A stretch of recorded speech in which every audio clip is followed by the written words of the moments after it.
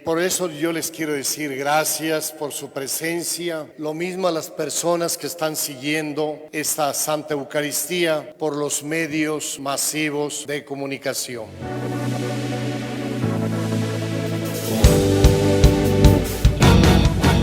Papa Francisco nos ha indicado que cuando hagamos una predicación, siempre expresemos algún sentimiento. Y el sentimiento que yo experimento el día de hoy es de gran alegría.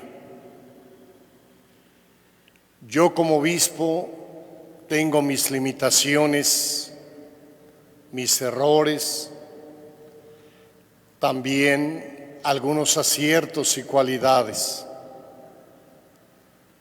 Pero como obispo yo experimento mucha alegría cuando me encuentro con los sacerdotes. Y el ejemplo es el día de hoy. Yo siento mucha alegría estarlos viendo. Ya por ahí noté que algunos faltan, algunos ya lo regañé por el WhatsApp, que me pedía permiso de estar en otro lugar.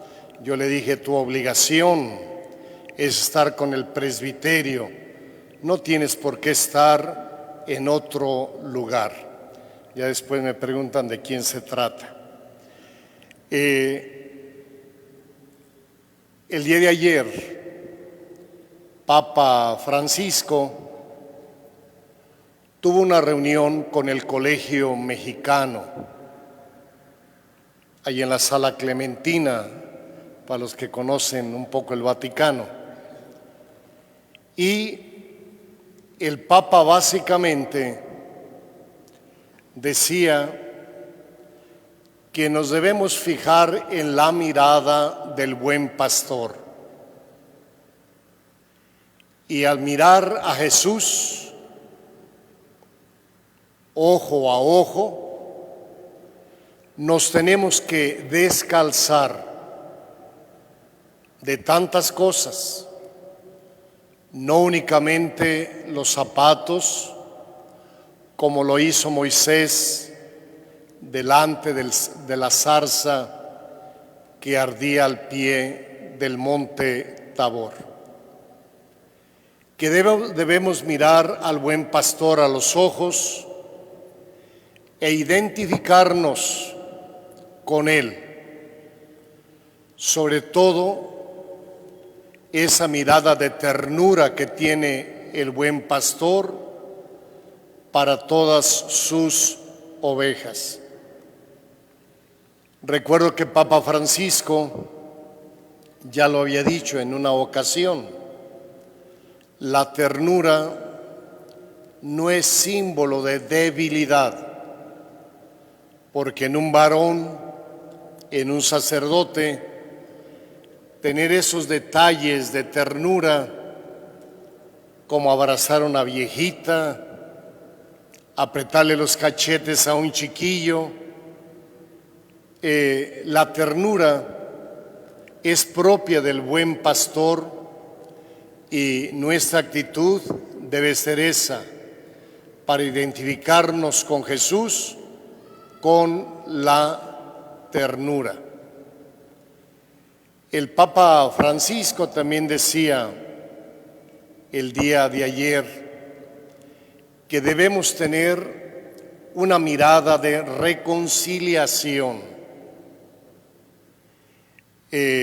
Acuérdense que en esa carta del Papa Tutti Fratelli, cuando habla de la mejor política, hablando a todo el mundo, dice que debemos empezar con la amistad social, abrirnos, no tanto la caridad, allá debemos llegar, pero la amistad social.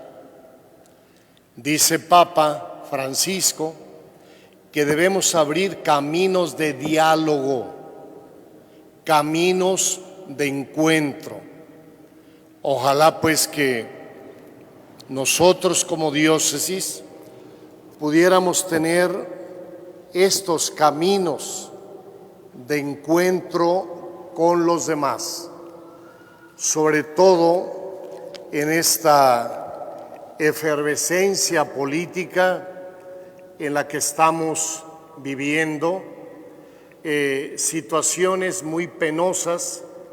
El Papa por lo menos habla 3 veces de la corrupción que nosotros tenemos en México, pero que a todo ello debemos abrir ese diálogo, El Papa, en tercer lugar, dice, ya se me había olvidado, pero ya había en mi celular, dice que debemos tener una mirada de fraternidad, y abrir eso, lograr ser hermanos de todos los hombres, hermanos de la creación. Yo con mucha humildad se los voy a decir y con sencillez, pero a mí es muy difícil entender al Papa Francisco, porque todo lo que ha escrito, sus acciones, quiere imitar él al seráfico Padre Francisco de Asís. Y todo eso que dice, ya lo había dicho San Francisco de Asís. Entonces, tenemos que ser fraternos, ir, buscar al lobo de Gubbio. Tenemos que buscar la fraternidad principalmente entre nosotros. Y por eso yo les quiero decir gracias por su presencia en esta misa crismal. Lo mismo a las personas que están siguiendo esta Santa Eucaristía por los medios masivos de comunicación. Y perdón que ahorita salude a los seminaristas, allá están muy arrinconados, pero al principio no les saludé. Muchachos, sean bienvenidos. Hoy tenemos la oportunidad de convivir como clero diocesano de Chilpancingo, Chilapa. Buscar la fraternidad, la famosa koinonía. Es muy importante, yo ya les he dicho, el domingo yo mandaba un mensaje que es bonito aquí en este clero de Chilapa. Yo en son de broma les digo que si no hay grandes odios, tampoco hay grandes amores, pero necesitamos más construir la fraternidad. Tenemos la oportunidad de afianzar nuestra dioceneidad como parte esencial de nuestra vida como clero. Uno de los diáconos me decía hace rato que el que lo examinó de espiritualidad lo reprobó, le puso un 5 nada más, porque le hizo la pregunta: ¿qué diferencia hay de un sacerdote diocesano a un sacerdote religioso? Y es ahí exactamente. El diocesano, su espiritualidad propia es pertenecer a una familia diocesana, y un religioso pertenecer a una familia religiosa, la dioceneidad que es propia de nosotros. Hoy también renovamos nuestros compromisos sacerdotales ante Dios, ante el obispo y ante el pueblo santo de Dios. Es una hermosa oportunidad para convivir como clero diocesano, saludarnos, desearnos todo género de bienestar, contarnos nuestras propias experiencias.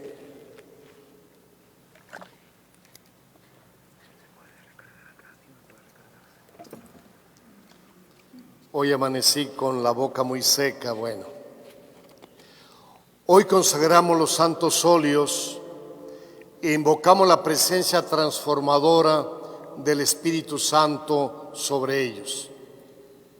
El mismo Espíritu Santo actuará por medio de nosotros y por medio de estos santos óleos. Lo que voy a tratar enseguida es hablar del Espíritu Santo. Si ustedes escucharon la oración colecta del principio, dice que Dios consagró a Jesús por medio del Espíritu Santo.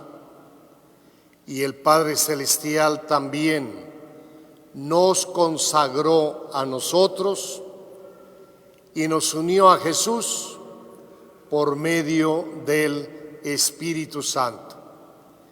La intención de estas palabras que voy a decir a continuación es que seamos más conscientes de que somos obra del Espíritu Santo, que todo nuestro ministerio es obra del Espíritu Santo y que ese Espíritu Santo actúa en nosotros y por medio de nosotros cuando aplicamos los sacramentos y particularmente cuando utilizamos los santos óleos y el santo crisma. Por lo que deseo hacer una reflexión sobre el papel que juega el Espíritu Santo en la Santa Liturgia y particularmente cuando realizamos los sacramentos. Y la enriquece con sus dones, particularmente en esto, en los sacramentos. Eso es importante. La Iglesia es templo del Espíritu Santo. El Espíritu es como el alma del cuerpo místico, principio de su vida, de la unidad en la diversidad y de la riqueza de sus dones y carismas.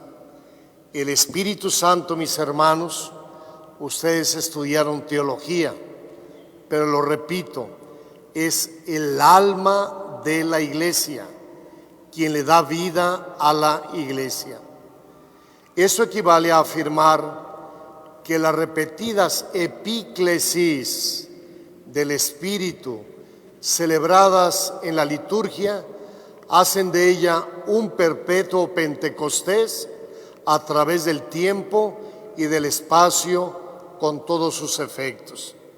Hermanos, ustedes serán conscientes cuántas veces han realizado la epíclesis, la invocación del Espíritu Santo, y cuántas epíclesis se realizan en el día en nuestra diócesis, cuántas invocaciones del Espíritu Santo se hacen durante todo el año.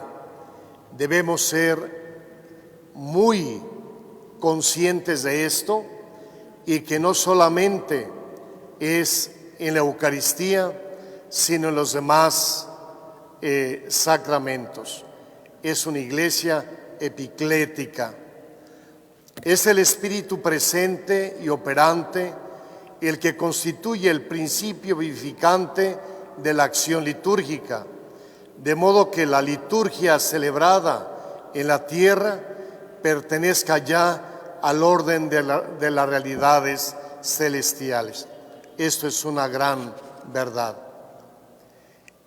Aquí hay estas dos cosas.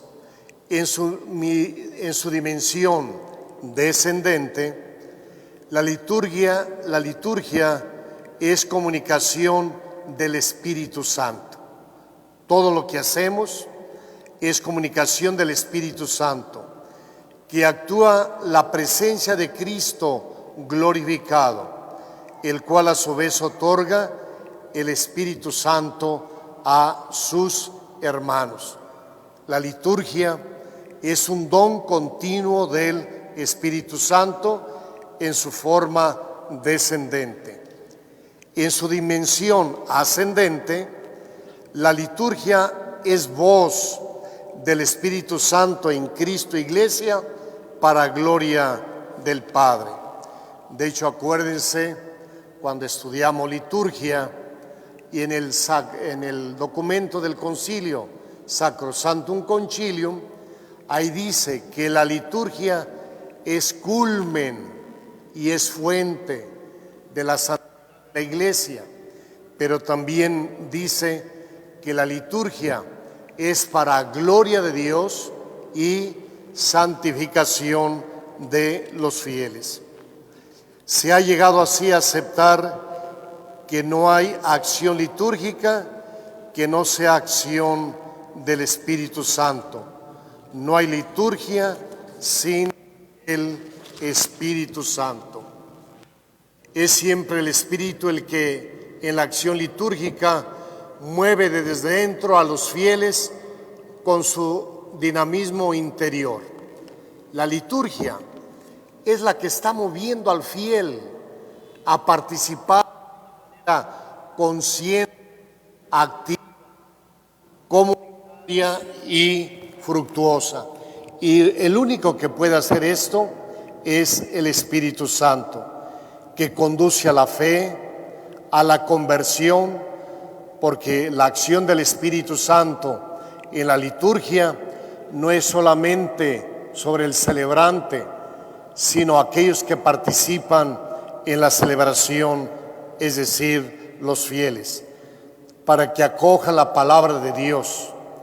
Es el Espíritu el que vivifica la acción celebrativa hasta hacerla fructuosa para la vida del fiel. Es un detalle muy bonito, ojalá que lo pueda expresar y ustedes entenderlo.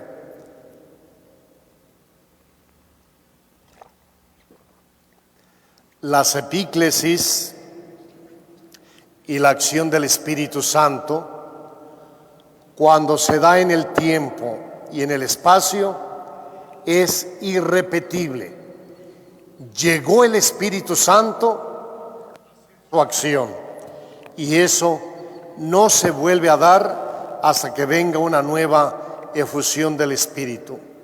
Irrepetible, en el sentido de que la celebración no podrá jamás volver a realizarse tal cual, en el tiempo y en el espacio, no solo con las mismas coordenadas eclesiales, pero ni siquiera con la misma virtualidad, aun cuando fundamentalmente se trata siempre del único misterio pascual repetido sacramentalmente.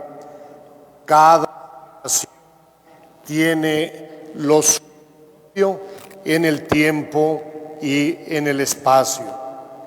Hermanos, es la acción del Espíritu Santo quien obra en nosotros cuando realizamos los sacramentos. Es el Espíritu Santo el que bautiza. A mí, por cierto, me llamó la atención en las moniciones de la confirmación. Hay una partecita que dice: el Espíritu Santo es el que los ha confirmado. El Espíritu Santo es el que hace los sacramentos. Es la acción del Espíritu Santo quien obra en nosotros cuando realizamos los sacramentos. Es el Espíritu Santo el que bautiza, el que confirma, el que convierte el pan en el cuerpo del Señor y el vino en su sangre. Es el Espíritu Santo quien perdona los pecados. El Espíritu Santo es el que fortalece en la agonía a los moribundos y los lleva al cielo. Finalmente, es el Espíritu Santo que une el matrimonio y conserva.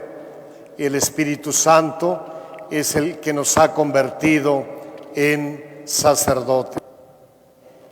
Y todo nace día en que bendecimos y consagramos los santos óleos. Todo nace el día en que Cristo nos asoció a su propio sacerdocio, fruto del Espíritu Santo.